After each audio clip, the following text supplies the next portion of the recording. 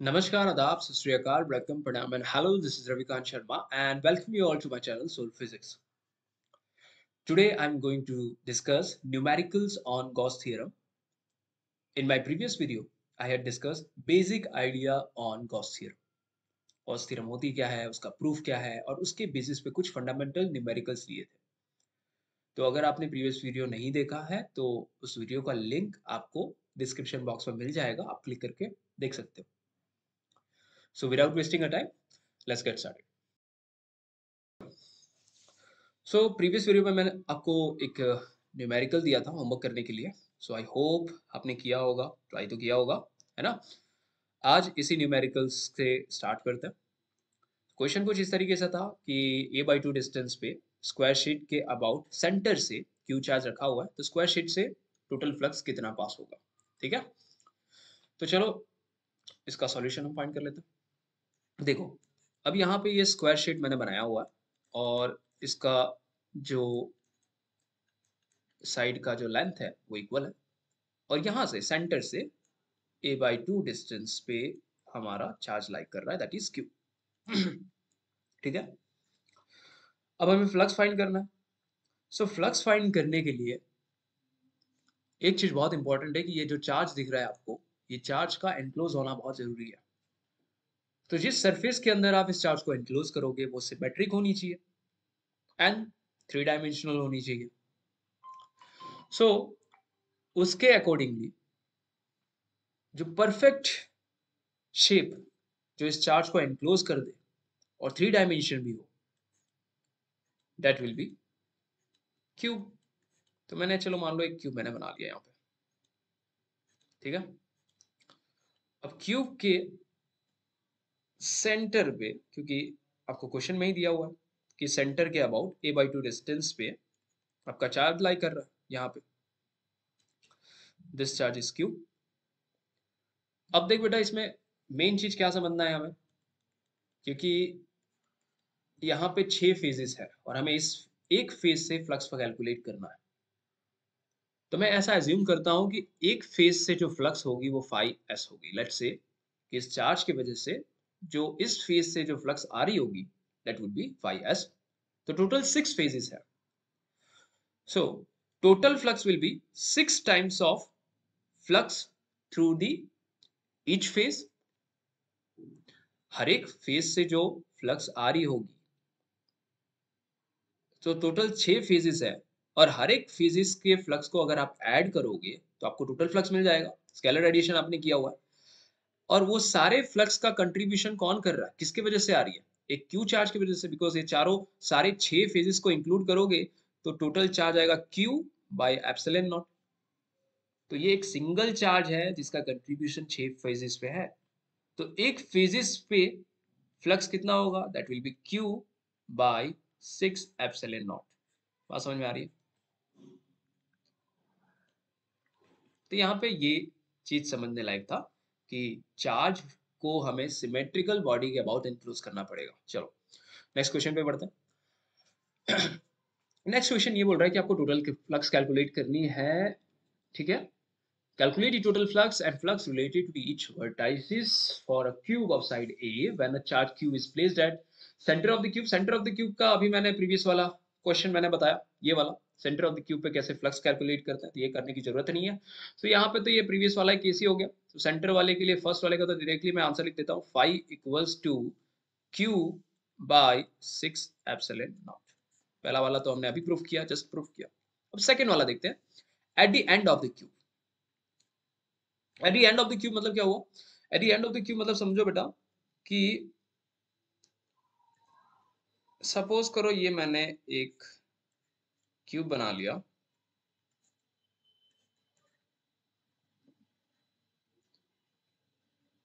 ठीक है,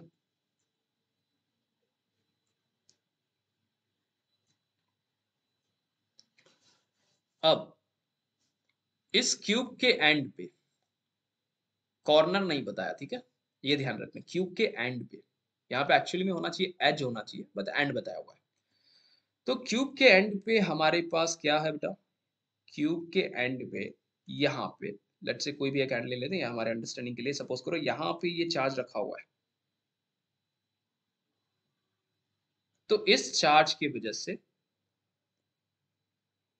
बाकी सारे एंड्स पे फ्लक्स कितना आएगा,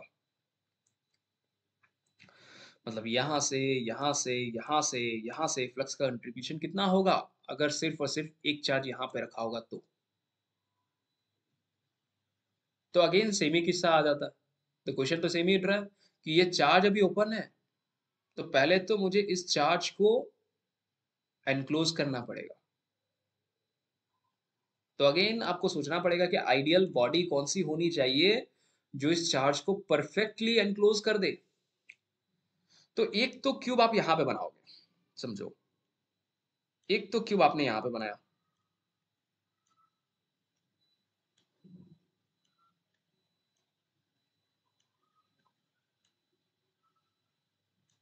ठीक है, एक क्यूब आपने बगल में बनाया। देखो मैं सिमेट्रिकल बॉडीज में बना रहा हूं, this all are nothing but Gaussian surfaces, this all are nothing but Gaussian surfaces. अरे ब्लू क्यों ले रहा हूं मैं, जस्ट अ सेकंड, पेन भी नहीं सिलेक्ट होगी भाई। ओके, एक क्यूब आपने यहां पे बनाया,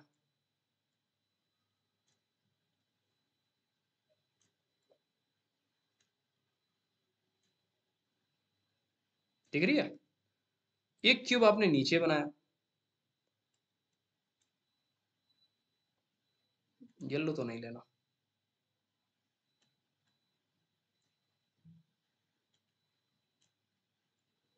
येलो से दिखता नहीं है, प्रॉब्लम ये है। चलो, तो अब देखो ये चार्ज को मैंने सिमेट्रिकल बॉडी के अबाउट एनक्लोज कर दिया। अब देखोगे ना तो ये चार्ज अब ये चारों क्यूब के सेंटर में लाई कर रहा है। बात समझ में आ रही है? मेरे पास कितने क्यूब है, चार क्यूब है, और चारों क्यूब के सेंटर में ये एक अकेला क्यूब लाई कर रहा है। अब मुझे कैलकुलेट करना है कि अब एक क्यूब से इस चार्ज का फ्लक्स का कंट्रीब्यूशन कितना है। तो आप बोलोगे क्या कि टोटल, सपोज करो एक क्यूब से फ्लक्स आ रही है 5s, तो टोटल हमारे पास कितने क्यूब है, चार क्यूब है। तो हम बोलेंगे, ये सेकंड वाला केस हम डिस्कस कर रहे हैं, कि ऐसे चार क्यूब के फ्लक्स को अगर हम ऐड करते हैं तो हमारा फ्लक्स मिलेगा Q by epsilon not. Let's say इसका चार्ज जो है वो क्यू है। बात समझ में आ रही है? This is your total flux. Again मैं रिपीट कर रहा हूं, ये देखो, एक क्यूब से इस चार्ज की वजह से फ्लक्स आ रही है 5s, तो दूसरे क्यूब की वजह से भी 5s होगा, तीसरे की वजह से भी 5s होगा, चौथे की वजह से भी 5s होगा। तो इसे चारों क्यूब को आपने ऐड किया, चारों क्यूब के फ्लक्स को ऐड किया, तो टोटल फ्लक्स कितना होगा। टोटल फ्लक्स तो डिपेंड करता है कि इस चारों क्यूब के अंदर चार्ज कितना एनक्लोज्ड है, तो चार्ज तो क्यू ही एनक्लोज्ड है। तो एक अकेले क्यूब का कंट्रीब्यूशन ये सारे चार क्यूब्स के ऊपर है। एक अकेले क्यूब नहीं, सॉरी, एक अकेले चार्ज का कंट्रीब्यूशन ये सारे चारों क्यूब के ऊपर है फ्लक्स के लिए। बात समझ में आ रही है? तो एक क्यूब पे फ्लक्स का कंट्रीब्यूशन कितना होगा, तो you will write Q by 4 epsilon naught. बात समझ में आ रही है? तो क्यू बाय 4 एप्सिलॉन नॉट, तो एक क्यूब पे फ्लक्स का कंट्रीब्यूशन कितना है बेटा, क्यू बाय 4 एप्सिलॉन नॉट। ये बहुत इंपॉर्टेंट चीज है।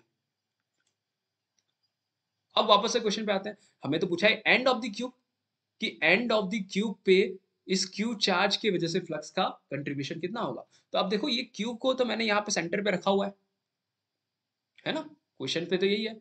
अब यहाँ पे अगर मैंने क्यू अगर सेंटर पे रखा हुआ है तो टोटल यहाँ पे देखा जाए तो चार एंड है, एक ये वाला एंड है, एक ये वाला एंड है, एक ये वाला एंड है, और एक चार एंड है। तो अब मैं मानता हूं कि चलो मान लो कि हर एक एंड से जो फ्लक्स मुझे मिल रहा है, लेट्स से मैं 5p लेके चल रहा हूं, तो टोटल मेरे पास कितने एंड्स है बेटा, एक, दो, तीन, चार, चार एंड है मेरे पास। तो हम बोलेंगे कि चारों एंड को मिलाएंगे 5p, तो उस वक्त जो टोटल फ्लक्स मिलेगा that will B q by 4 epsilon not. ये मैंने क्यों बोला बेटा, ये रहा, यहां से हमने प्रीवियसली अभी डिराइव किया, चारों एंड को मिलाएंगे तो फ्लक्स कितना आना चाहिए, q बाई 4 एप्सिलॉन नॉट। तो एक एंड से फ्लक्स कितना आएगा, Q बाय 16 एप्सिलॉन नॉट, याद रखना। आई होप ये चीजें क्लियर हुई होगी। ये थोड़ा आपको समझने में दिक्कत आएगी, बट एक बार इसे 3 डायमेंशन में इमेजिन करो तो it will be more easy. ठीक है, देखो एक बार मैं वापस से रिपीट कर दे रहा हूँ। ये देखो क्यू चार्ज कहाँ पे लाई कर रहा है, इस एज के सेंटर पे लाई कर रहा है। बात समझ में आ रही है? अब मैं ये बोल रहा हूँ कि अब मुझे इस चार्ज के वजह से मुझे चाहिए टोटल फ्लक्स। तो टोटल फ्लक्स कैलकुलेट करने के लिए मुझे ये पता होना चाहिए कि इस चार्ज के अबाउट जो सरफेस में लूंगा वो सिमेट्रिक होना चाहिए। तो इसलिए मैंने 4 क्यूब ले लिया। अब ये चारों क्यूब क्या है बेटा, सिमेट्रिक हो गया। बिकॉज अब देखो चारों क्यूब के सेंटर में ये क्यू चार्ज लाई कर रहा है। तो अब ये एक क्यू चार्ज की वजह से टोटल फ्लक्स कितना लगेगा, टोटल फ्लक्स फाई लगेगा।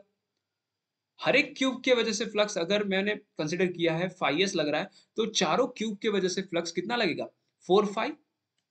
और 4 phi is nothing but Q by enclosed, मतलब जो चार्ज एनक्लोज्ड है इसमें तो क्यू ही charge enclosed divided by epsilon naught. तो एक क्यूब के वजह से फ्लक्स कितना होगा, एक क्यूब के वजह से जो फ्लक्स मिल रहा होगा that will be Q by 4 epsilon naught. तो मेरे पास अब एक क्यूब के थ्रू जो फ्लक्स निकल रही होगी that will be Q by 4 epsilon naught. अब सिंगल क्यूब पे आ जाते हैं, बिकॉज सिमेट्री का तो काम हो गया। सिमेट्री से मुझे ये पता चल गया कि एक क्यूब से फ्लक्स कितनी जा रही है। बट ये क्वेश्चन का एंड नहीं है। क्वेश्चन तो अभी हमें समझना है कि कोई भी एक एंड से फ्लक्स कितनी जा रही होगी। तो हमने ये मान लिया कि चारों एंड से जो टोटल फ्लक्स होनी चाहिए वो कितनी होनी चाहिए, क्यू बाई 4 एप्सिलॉन नॉट। तो टोटल 4 एंड है, तो एक एंड से अगर मैंने मान लिया 5p फ्लक्स है, तो 4 एंड के हिसाब से फ्लक्स कितना होना चाहिए, that will be Q by 4 epsilon naught. तो अगेन 4 से डिवाइड कर दो तो एक एंड से आपका फ्लक्स मिल जाएगा। क्लियर हुआ? चलो, भी सेकंड पार्ट क्लियर हो गया, तो लास्ट वाला पार्ट भी हम लोग देख लेते हैं। लास्ट पार्ट क्या बोल रहा है, लास्ट पार्ट ये बोल रहा है कि now this charge is lie at the plane of the cube. Plane of the cube कहाँ होता है, प्लेन ऑफ द क्यूब मतलब कि कोई भी, जैसे मान लो ये मैंने सरफेस से क्यूब बना दिया। मैं चाहता हूं कि आप इसे पॉज करके वापस से आप ट्राई कीजिएगा। सपोज करो चार्ज जो है वो कहीं यहाँ पे लाई कर रहा है, देखो यहाँ पे सेंटर पे, ठीक है, फेस के सेंटर पे लाई कर रहा है। बात समझ में आ रही है? फेस के सेंटर पे लाई कर रहा है। अब कहाँ पे इसका, अब इस टोटल क्यूब के सरफेस के थ्रू फ्लक्स कितना होगा वो हमें कैलकुलेट करना है। थर्ड पार्ट हम नाम लेते हैं।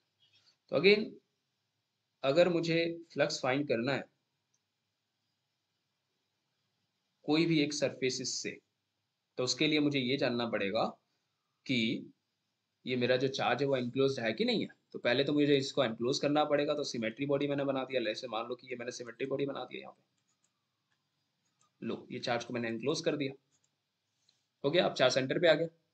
अब देखो मैं बोल रहा हूँ कि एक क्यूब से जो फ्लक्स बन रही है वो 5s बन रही है। तो टोटल 2 क्यूब को बनाऊं तो 2 क्यूब की वजह से जो टोटल फ्लक्स बननी चाहिए that will be Q by epsilon not. ये सपोज करो इसका चार्ज क्यू है, so that will B total flux 5t। तो 2 क्यूब को मिलाने के बाद हमें टोटल फ्लक्स कितना बन रहा है, क्यू बाई एप्सिलॉन नॉट। सो एक क्यूब से जो फ्लक्स बनेगा that will be Q by 2 epsilon naught.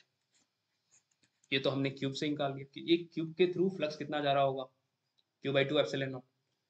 अब तो हमें एक एंड से जानिए कि भाई कोई भी एक फेस से फ्लक्स कितना जा रहा होगा। तो देख बेटा ये जो चार्ज है इसके थ्रू फील्ड लाइंस निकल रही होंगी। बात समझ में आ रही है?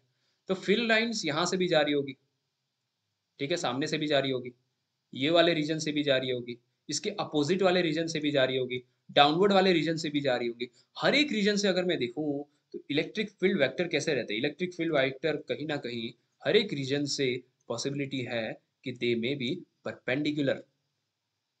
हर एक रीजन से इलेक्ट्रिक फील्ड का जो वेक्टर होगा दैट विल बी परपेंडिकुलर। लेकिन एक यही रीजन होगा जहां पे इस चार्ज के वजह से जो इलेक्ट्रिक फील्ड का जो वेक्टर होगा that will B parallel, that will B parallel. तो अब देखो इलेक्ट्रिक फील्ड का वेक्टर एरिया वेक्टर के पैरेलल हुआ तो क्या होगा। हमें पता है फ्लक्स क्या होता है बेटा, flux is nothing but E dot है। तो जहाँ पे अगर मान लो कि ये जो कवरिंग एरिया मैंने बताया जहाँ पे चार्ज लाई कर रहा है, वहाँ पे इलेक्ट्रिक फील्ड वेक्टर और एरिया वेक्टर के बीच में एंगल कितना बन रहा है? वहाँ पे इलेक्ट्रिक फील्ड वेक्टर और एरिया वेक्टर के बीच में एंगल कितना बन रहा है? मैंने बोला इलेक्ट्रिक फील्ड क्योंकि पैरेलल होगी इस सरफेस पे, तो यहाँ पे हो जाएगा ई वेक्टर यहाँ पे लगेगा, इसका एरिया वेक्टर किधर लगेगा? इसका एरिया वेक्टर इसके सरफेस के नॉर्मल लगेगा। तो इनके बीच में जो एंगल है वो कितना है? 90 डिग्री है। तो इस केस में थीटा की वैल्यू 90 डिग्री होगी, कॉस 90 की वैल्यू कितनी होती है? 0। तो यहाँ पे फ्लक्स उस सरफेस से जो मैंने बनाया हुआ है, उस सरफेस से जो फ्लक्स होगा वो कितना होगा? It will B 0। बात समझ में आ रही है? इस सरफेस से फ्लक्स तो 0 होगा, बाकी सारे सरफेसेस से टोटल फ्लक्स कितना होना चाहिए? बाकी टोटल हमारे पास हम मान के चलते हैं कि हर एक सरफेस से जो फ्लक्स बन रहा है लेट्स से 5p लग रहा है, तो टोटल 5 फेजेस हैं। तो टोटल 5 फेजेस को हम मिलाएंगे तो हमें टोटल फ्लक्स मिलेगा विच will be nothing but q by 2 epsilon naught. तो एक सरफेस से फ्लक्स कितना होगा बेटा? एक सरफेस से फ्लक्स होगा q बाई 10 एप्सिलॉन। चलो, क्लियर हुआ? क्लियर हुआ? याद रखना, इस सरफेस से जो फ्लक्स होती है दैट इज 0, बाकी उसके ऑपोजिट फेजेस से इलेक्ट्रिक फील्ड वेक्टर पास होती है।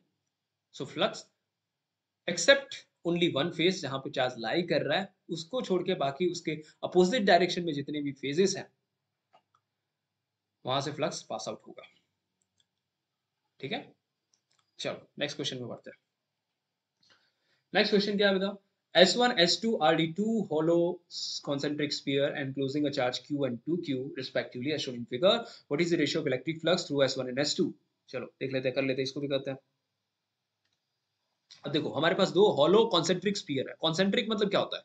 दो ऐसे स्फीयर जिसका सेंटर सेम हो भैया, दो ऐसे स्फीयर जिसके सेंटर सेम हो। चलो मान लो कि इसका सेंटर सेम है, let's say O is a centre.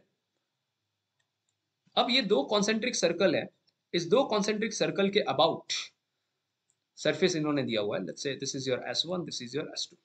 चलो, अंदर वाले स्फीयर के अंदर जो चार्ज है वो Q चार्ज एनक्लोज है, और आउटर वाले स्फीयर के अंदर जो चार्ज है वो कितना है? 2Q चार्ज एनक्लोज्ड है। अब पूछा है find the ratio of electric flux through S1 and S2। मतलब मुझे फाइंड करना है 5S1 बाई 5S2, पहला वाला पार्ट। ठीक है, कैसे कैलकुलेट करेंगे? तो चलो मान लो कि for surface S1, for surface X1 flux क्या होता है? Flux is Q enclosed by epsilon naught. तो देखो यहाँ पे पहले वाले सरफेस पे दिख रहा है कि ये सरफेस अगर गॉसियन सरफेस भी बनाए तो दैट विल बी स्फेरिकल। तो इस गॉसियन सरफेस के अंदर में एक ही चार्ज लाई कर रहा है that is Q bye epsilon naught. तो पहले सरफेस से S1 से जो टोटल जो चार्ज है वो एनक्लोज जो है वो ओनली Q एनक्लोज्ड है, तो फ्लक्स कितना होगा? 5 बाई एप्सिलॉन नॉट। सेकेंड वाला 5S2 अगर हमें कैलकुलेट करना है तो हमें चार्ज एनक्लोज्ड कैलकुलेट करना पड़ेगा। चार्ज एनक्लोज कितना है? अब सेकेंड वाले सरफेस पे अगर फोकस करोगे तो सेकेंड वाले अगर यहाँ पे अगर मैं गॉसियन सरफेस बनाऊं that will be again spherical, तो उसके अंदर टोटल चार्ज कितना है? 2Q plus Q। तो यहाँ पे मुझे टोटल चार्ज कितना मिलेगा? 2Q plus Q। It will B 2Q plus Q, 2Q plus Q bye epsilon not, that will be nothing but 3Q bye epsilon naught. ठीक है, तो हमें 5S1 बाई 5S2 कैलकुलेट करना है। 5S1 बाई 5S2 कितना होता है बेटा? It will be 1/3। So therefore 5S1 by 5S2 is equal to Q by epsilon naught into 3Q by epsilon naught. ठीक है, 30 क्यों लिख रहा हूं मैं? It is epsilon naught, naught 30।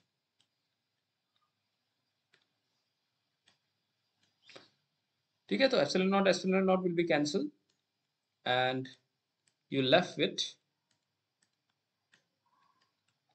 The expression 1/3। ठीक है, चलो नेक्स्ट क्वेश्चन क्या है? नेक्स्ट है कि how will electric flux through the sphere S1 change if the medium of the dielectric constant phi is introduced in the sphere inside S1 in a place of air। चलो कोई बात नहीं। अब यहाँ पे ये जो स्पीयर दिख रहा है, इस स्पीयर के अंदर अब डाइलेक्ट्रिक ऐड किया हुआ है। डाइलेक्ट्रिक क्या होता है? डाइलेक्ट्रिक एक ऐसा मटेरियल है जिसके अंदर पार्शियली चार्ज को आप स्टोर कर सकते हो, ठीक है। कैपेसिटर में इसका एप्लीकेशन बहुत ज्यादा। चलो तो अब कोई बात नहीं, अभी डाइलेक्ट्रिक अगर आपने ऐड भी कर दिया, सपोज करो इसके अंदर अगर डाइलेक्ट्रिक आपने ऐड कर दिया, तो इसमें फ्लक्स में चेंज आएगा। क्या फ्लक्स में चेंज आएगा? Phi dash is equal to E dash into area, let's say D S one, close integral of total surface area S one. यही तो है हमारा फ्लक्स, टोटल फ्लक्स। अब ई डैश क्या होता है? अब तुम्हें पता है कि जो जब भी आप सरफेस के अंदर डाइलेक्ट्रिक ऐड करते हो, ठीक है, तो आपका जो इलेक्ट्रिक फील्ड होगा because of dielectric will be reduce by k times, it will be reduce by k times, ठीक है। आप पूछोगे कैसे, तो इसका डेरिवेशन मैंने आई थिंक फर्स्ट वीडियो में मैंने किया हुआ है, फिर भी आपको बता दूं कि चलो अगर मान लो फोर्स जो होती है ना, डाइलेक्ट्रिक ऐड करने से फोर्स भी रिड्यूस हो जाती है, it is F not by K. और एफ क्या होता है? F equals to Q E. तो F equals to Q E रखोगे तो Q Q will be cancel, तो ऑटोमेटिकली यहाँ से आपका इलेक्ट्रिक फील्ड का एक्सप्रेशन आ जाएगा। याद है कि नहीं याद है? ठीक है, तो यहाँ पे इलेक्ट्रिक फील्ड का expression will be change bye E bye के इनटू टोटल एरिया का इंटीग्रल क्या होता है बेटा? That will B S one, ठीक है। सो ओरिजिनल जो आपका फ्लक्स जो यहाँ पे था, जो ओरिजिनल जो flux F I S one था, वो कुछ नहीं, that will be E dot S one. Let's say S one is the area, let's say S one is the area, although इन्होंने नाम दिया हुआ है, but let's say this is your area, this is area, और दूसरे surface का area हम मान के चलते हैं S two area. So your new phi dash will be phi S one by K, तो फ्लक्स तो के टाइम्स रिड्यूस हो गया, ठीक है। तो अब डाइलेक्ट्रिक कांस्टेंट ऐड करो, तो phi dash is equal to phi S one by 5, dielectric constant की वैल्यू दिया हुआ है। तो याद रखना कि आपका इलेक्ट्रिक फ्लक्स जो होती है that depends on the dielectric constants. Dielectric constant add करने से हो सकता है कि आपका जो इलेक्ट्रिक फ्लक्स हो उसकी मैग्नीट्यूड में चेंज आ जाए। बात समझ में आई है ना?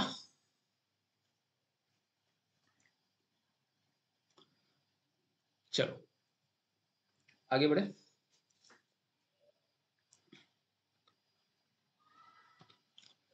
चलो नेक्स्ट क्वेश्चन पे डिस्कस करते हैं।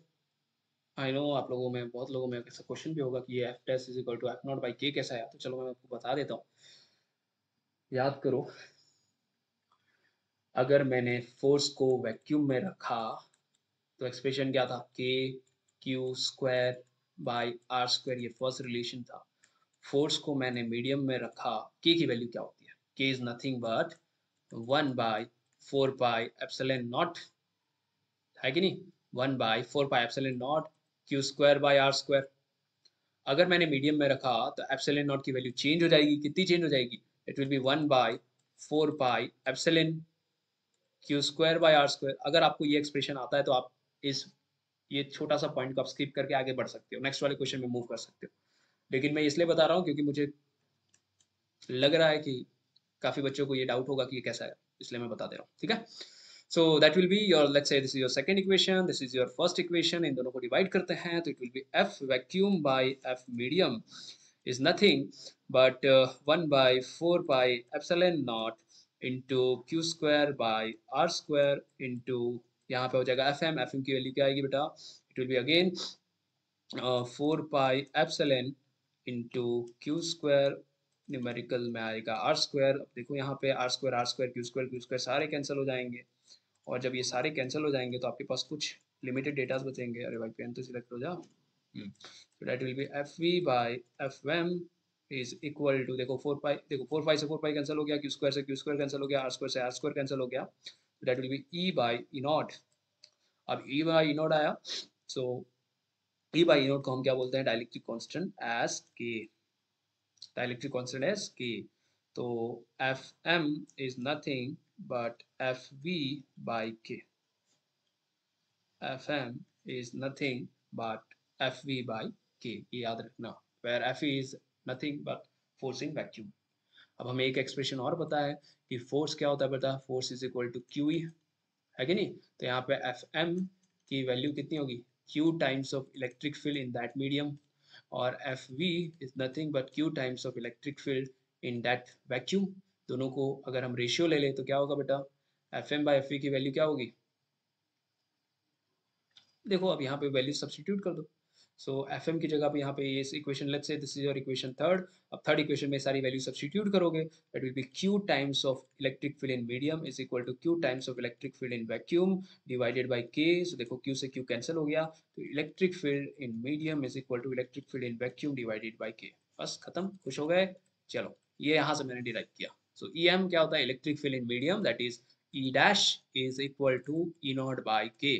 तो कोई भी डाइलेक्ट्रिक में इलेक्ट्रिक फील्ड की वैल्यू के टाइम्स घट जाती है, कोई भी डाइलेक्ट्रिक में फोर्स की वैल्यू के टाइम घट जाती है। ये इंपॉर्टेंट रिजल्ट है, याद रखना। चलो अब आगे बढ़ते हैं। A cube of side A is placed such that nearest face is parallel to yz plane and nearest face is parallel to yz plane at distance a from the origin, and the electric field component are ये आपको दिया हुआ है, EY और EZ में कोई भी electric field नहीं है, बस आपको चार्ज फाइंड करना है। चलो इसमें चार्ज कैसे कैलकुलेट करना है ये भी हम देख लेते हैं। तो देख बेटा, इलेक्ट्रिक फील्ड का एक्सप्रेशन क्या दिया आपको, इलेक्ट्रिक फील्ड ऑलरेडी दिया है, इलेक्ट्रिक फील्ड का एक्सप्रेशन आपको दिया है अल्फा एक्स रेज टू 1/2, ये एनसीईआरटी का ही क्वेश्चन है, ठीक है, अल्फा एक्स रेज टू 1/2। अब मुझे इलेक्ट्रिक फील्ड कैलकुलेट करना, तो इलेक्ट्रिक फील्ड कैसे कैलकुलेट करेंगे, तो सबसे पहले मुझे ये पता होना चाहिए कि एक्स कंपोनेंट, देखो ये एक्स डायरेक्शन में है, electric field about X direction आपको दिया हुआ है, electric field about Y direction zero है, electric field about Z direction क्या है, ये भी जीरो है। तो मतलब इलेक्ट्रिक फील्ड का ये दोनों कंपोनेंट वाई और जेड के अबाउट कोई भी रोल नहीं हो रहा, सिर्फ और सिर्फ एक्स डायरेक्शन में रोल है। तो इस डायग्राम को देखा जाए तो इलेक्ट्रिक फील्ड का डायरेक्शन है वो सिर्फ यही डायरेक्शन है ना, इस डायरेक्शन में इजेड की वैल्यू जीरो होगी, इजेड की जो वैल्यू है वो जीरो होगी, और अपोजिट डायरेक्शन में देखा जाए तो ई की वैल्यू भी जीरो होगी। बात समझ में आ रही है? तो इसका मतलब यह हुआ कि ये अपोजिट फेज में फ्लक्स अगर कैलकुलेट करें तो flux along the Z direction क्या होगा बेटा, flux along the Z direction will be EZ into area vector along the Z direction. बात समझ में आ रही है? तो इलेक्ट्रिक फील्ड यहाँ पे क्या पे है, electric field along the area vector along the Z direction. अब आपको पता है कि इलेक्ट्रिक फील्ड की मैग्नीट्यूड ही जीरो है, तो flux along the Z direction is zero, similarly flux along the Y direction भी जीरो होगा, बिकॉज उस डायरेक्शन में आपका मैग्नीट्यूड दिया ही नहीं है। अब चलो एक्स डायरेक्शन में देखते हैं, अब फोकस हमारा सिर्फ एक्स डायरेक्शन में होगा, तो एक ही वैल्यू आपको दिया हुआ है 1 मीटर, ठीक है। तो ये वाला रीजन, फर्स्ट वाला फेज के बारे में बात करूं तो फर्स्ट वाले फेज का जो लोकेशन है, इस location, this location the value of A is given 1 metre. तो मैं यहाँ पे कोऑर्डिनेट्स अगर बनाऊं तो x is equal to 1 metre पे इलेक्ट्रिक फील्ड की वैल्यू कितनी है, so at x is equal to 1 metre, E X की जो वैल्यू है दैट इज अल्फा इंटू 1 का अंडर रूट, अल्फा की वैल्यू आपको ऑलरेडी दिया हुआ है that is 800 multiply by 1, so E X is 800 newton per coulomb, ठीक है। ये फर्स्ट रिलेशन हुआ। उसी तरीके से देखो यहाँ पे ये डिस्टेंस तो हो गया 1 मीटर, और एक्स्ट्रा 1 मीटर ये पूरा साइड का लेंथ अगर कंसिडर करें तो at X is equal to 2 metre पे, at X is equal to 2 metre पे इलेक्ट्रिक फील्ड की वैल्यू कितनी है, तो E X is equal to alpha into under root of 2। बात समझ में आ रही है? तो E X is nothing but 800 root 2, x is nothing but 800 root 2। एक मिनट बेटा, आई थिंक मुझे लग रहा है मेरे लैपटॉप की चार्जिंग खत्म हो रही है, just give me a second.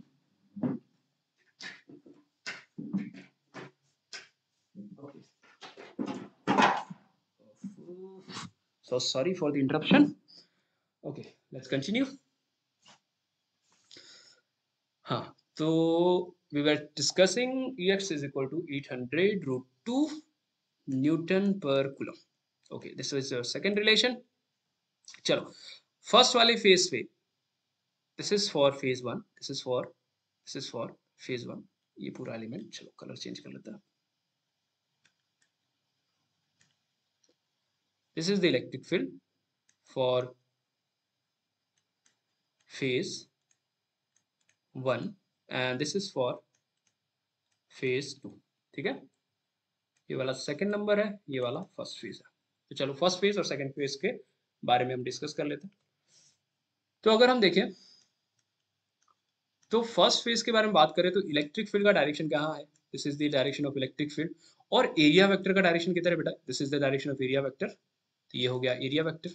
तो आप देखो इन दोनों के बीच में एंगल कितना है, 180 डिग्री। ये फर्स्ट फेज है ना बेटा। तो फर्स्ट फेज पे फ्लक्स कितना होगा, फर्स्ट फ्लेक्स पे फेज पे फ्लक्स होगा EX into that area vector cos 180 degree, correct. अब देखो यहाँ पे एरिया की वैल्यू कितनी होगी, स्क्वायर का एरिया कितना होता है बेटा, area is length into breadth and that is a square, right. And value of A is 1, तो हो गया 1 मीटर स्क्वायर। तो एरिया इज कांस्टेंट, कोई भी फेज पे जाओ।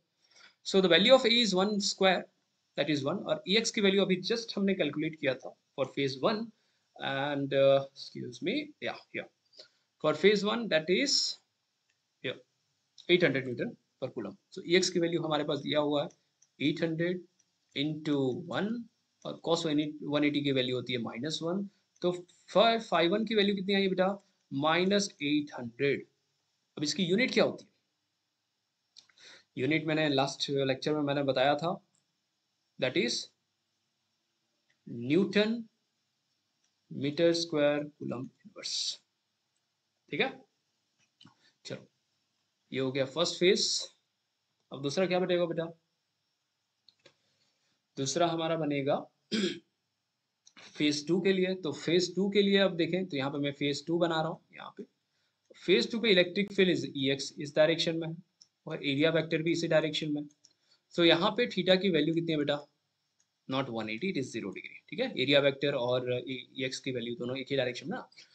तो फाई 2 की वैल्यू कितनी आएगी, that will B EX dot A into cos 0 degree and that is 800 into 1 into 1। तो यहाँ पे फाई 2 की वैल्यू कितनी आई, 800 न्यूटन मीटर स्क्वायर कूलम -1। तो अब टोटल फ्लक्स कितना हुआ, phi total is equal to phi 1 plus phi 2 and this is nothing but minus 800 root 2 plus 800 and this is nothing but 800 1 minus root 2। ये आपको flux मिल गया। ठीक है, न्यूटन मीटर स्क्वायर कूलम -1, ये आपको टोटल फ्लक्स मिल गया। अब हमें चाहिए क्या, हमें फ्लक्स नहीं चाहिए, हमें चार्ज चाहिए, charge with in the cube. तो चार्ज फाइंड करने के लिए हम क्या करेंगे, चार्ज फाइंड करने के लिए हमें पता होना चाहिए फ्लक्स कितना हो चाहिए, phi equals to Q enclosed by epsilon naught. Flux की वैल्यू हमने कैलकुलेट किया, तो टोटल चार्ज जो हमें मिलेगा दैट इज 800 रूट 2 -1, 800 रूट 2 -1। चलो इसको अच्छे से लिख दो, ये आप खुद भी ट्राई कर सकते हो। ठीक है, ये कॉन्सेप्चुअल था बट इसमें गड़बड़ भी ज़्यादा हो जाती है, इसलिए मैंने ये बता दिया, क्वेश्चन ले लिया मैंने। सो या total charge Q is equal to 800 root 2 -1 into epsilon naught. ठीक है, तो ये चार्ज भी हमें मिल गया, खत्म। अब एप्सिलॉन नॉट की वैल्यू आप रख देना 8.85 into 10 to power where epsilon naught is 8.85 into 10 to power -12। ठीक है, ये वैल्यूज आप यहाँ पे प्लग कर देना, आपको आंसर आ जाएगा। चलो तो यहाँ तक भी वो डिपेंड करता है आपको MCQ में कैसा डेटा दिया हुआ है, but this is your total charge. Clear, यहाँ पे मेन चीज यहाँ पे यही क्लिक था जो आप नॉर्मली स्टूडेंट मिस आउट करता है। चलो नेक्स्ट क्वेश्चन पे मूव करता है। नेक्स्ट क्वेश्चन में क्या है, नेक्स्ट क्वेश्चन में again hollow cylinder box of length 1 metre and area is 25 centimetre Placed in a 3-dimensional coordinate as shown in figure. The electric field in the region as the electric field E की value आपको दिया है. देखो electric field यहाँ पे दिया हुआ है, E is equal to 50x दिया हुआ है. 50x मल्टीप्लाई नहीं है, 50x है, कोऑर्डिनेट है ये. This is your coordinate. 50x is a coordinate. 50x, okay. And I cap means electric field सिर्फ और सिर्फ एक ही डायरेक्शन में लाई कर रहा है. ठीक है. सो हमें क्या फाइंड करना है, net flux net flux calculate करना है. तो बहुत सिंपल है यहाँ पे. ठीक है. इसका एरिया आपको दिया हुआ है. सपोज करो ये आपका फेज 1 है. This is your sir phase 1 and this is your phase 2. ठीक है. और ये कर्वेचर पार्ट, मान लो कर्वेचर वाला पार्ट को हम फेज 3 मान के चलते हैं. ठीक है. तो अब यहाँ पे देखेंगे बेटा, तो अभी मैंने पहला वाला पार्ट बना रहा हूँ. फॉर फेज 1 फ्लक्स कितना होगा वो हमें कैलकुलेट करना है. तो कर्वेचर अगर दिख रहा होगा तो कर्वेचर के थ्रू इलेक्ट्रिक फील्ड का डायरेक्शन ये है. ठीक है. That is EX. और इसके परपेंडिकुलर एरिया वेक्टर कहाँ है बेटा, this is your area vector. बात समझ में आ रही है. इनके बीच में एंगल कितना है, दिस एंगल इज 180 डिग्री. तो फ्लक्स कितना होगा बेटा, EX इंटू A. ठीक है. AB cos 180 degree. अच्छा मैंने यहाँ पे वेक्टर लिया होगा शायद. This is magnitude, don't forget dot product में. ठीक है. और तो एवरीथिंग इज नॉट या. ठीक है.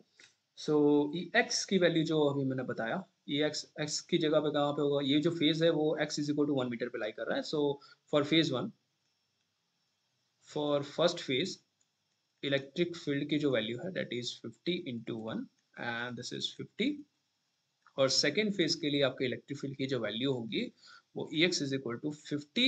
अब ये वैल्यू कितनी दी है आपको, शायद x is also 1 metre, this is also 1 metre. 1 plus 1 2 and this is equal to 100. सारी units will be in metre, या it will be newton per coulomb and newton per coulomb. ठीक है.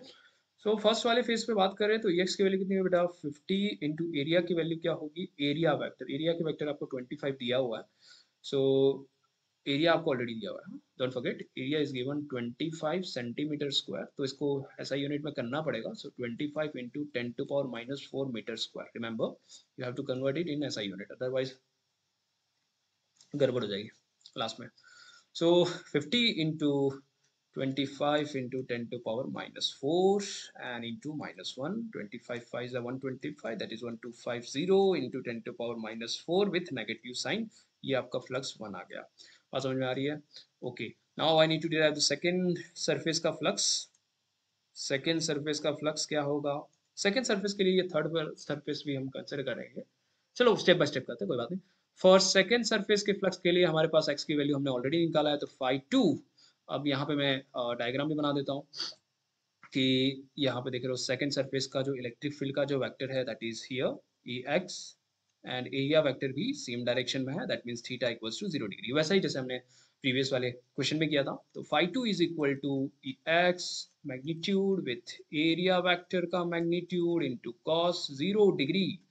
इलेक्ट्रिक फील्ड EX की value कितनी है, EX की value हमें second surface कहाँ है, this is 100. So 100 multiply by area vector 25 into 10 to power minus 4 और cos 0 की वैल्यू होती है 1. So again 25 100 and this is 2500. 2500 into 10 to power minus 4. This is flux again. phi2 unit Newton meter square coulomb minus 1 Newton meter square coulomb minus 1. So हमारा दूसरा flux भी मिल गया. अब हमें फ्लक्स थर्ड सरफेस से भी फाइंड करना है.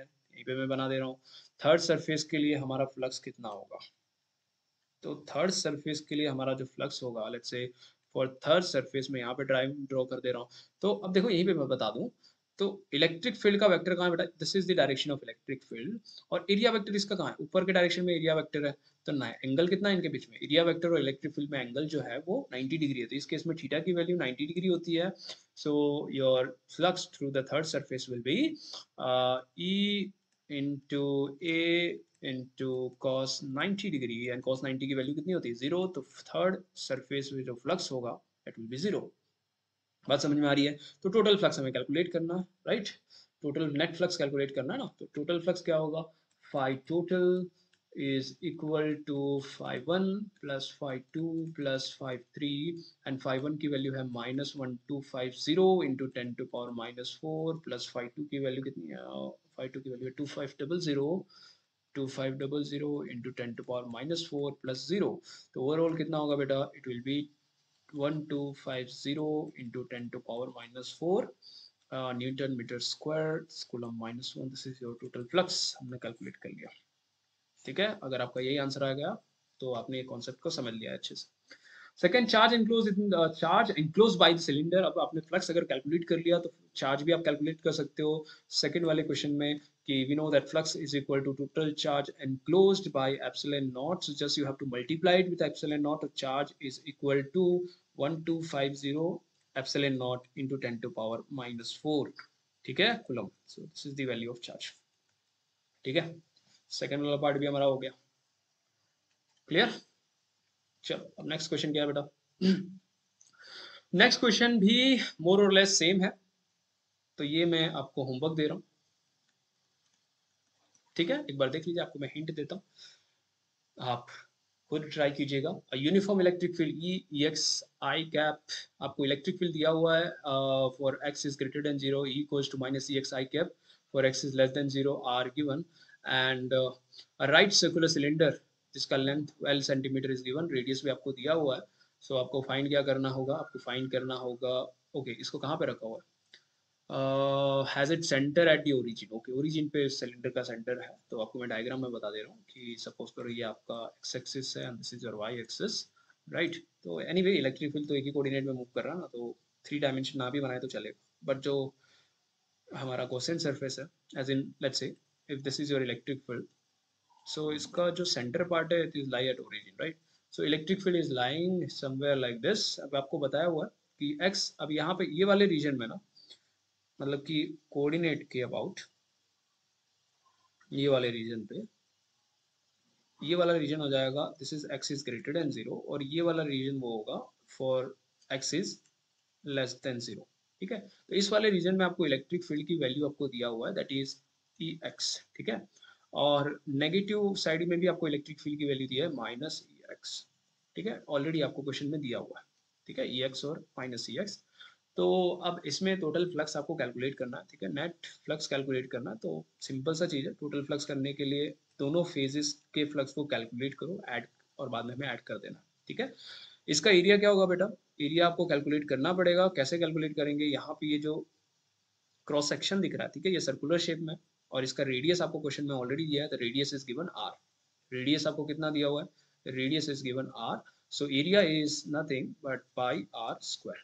Again radius is in centimetre, तो आपको r बाई 100 करना पड़ेगा which will be in metre, तो इंटू 10 टू पावर -4।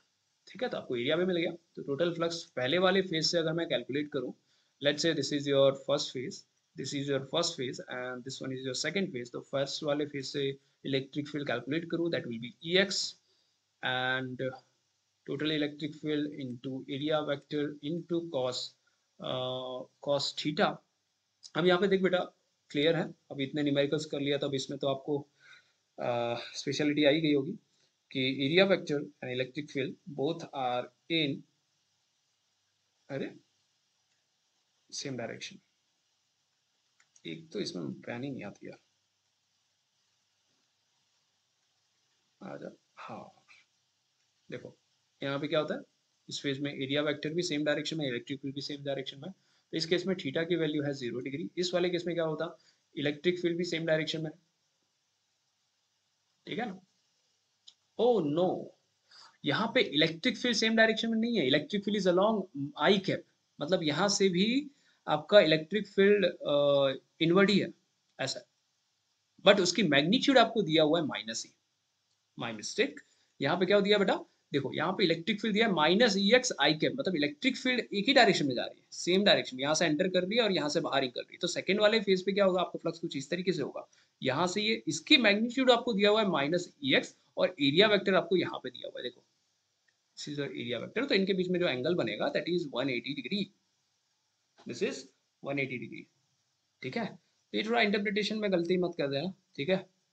तो अगेन सेकंड सरफेस के लिए अगर देखें तो सेकंड सरफेस के लिए फ्लक्स जो बनेगा that is E X into area vector into cos 180 degree. E X की वैल्यू कितनी बता, माइनस ई एक्स, और एरिया वेक्टर कितना है आपका पाई आर स्क्वायर इंटू 10⁻⁻⁴, ठीक है।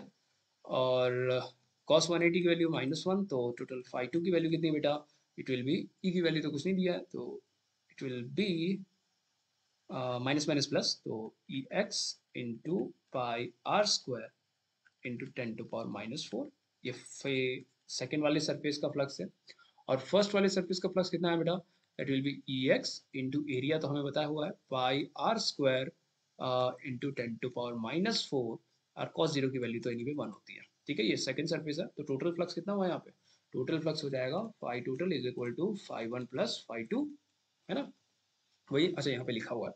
सो φ1 की वैल्यू कितनी होगी बेटा, φ1 की वैल्यू हो जाएगी हमारा E X into pi R square into 10⁻⁻⁴, and plus second वाला भी सेम है, that is E X into pi R square into 10⁻⁻⁴, तो टोटल फ्लक्स कितना हुआ यहाँ पे, टोटल फ्लक्स हो जाएगा 2 times of E X pi R square into 10⁻⁻⁴, newton metre square coulomb -1, ठीक है। यहाँ पे हमने फ्लक्स भी कैलकुलेट कर लिया। चलो चलो, तो आई थिंक जितने फ्लक्स के रिलेटेड इंपॉर्टेंट न्यूमेरिकल्स थे, I think I have covered enough. आप प्रैक्टिस करते रहे बेटा, ठीक है। And in next video I am going to discuss the application part of Gauss theorem. So thank you so much video देखने के लिए, और लाइक करो, शेयर करो एंड सब्सक्राइब करो। चलो बाय बाय।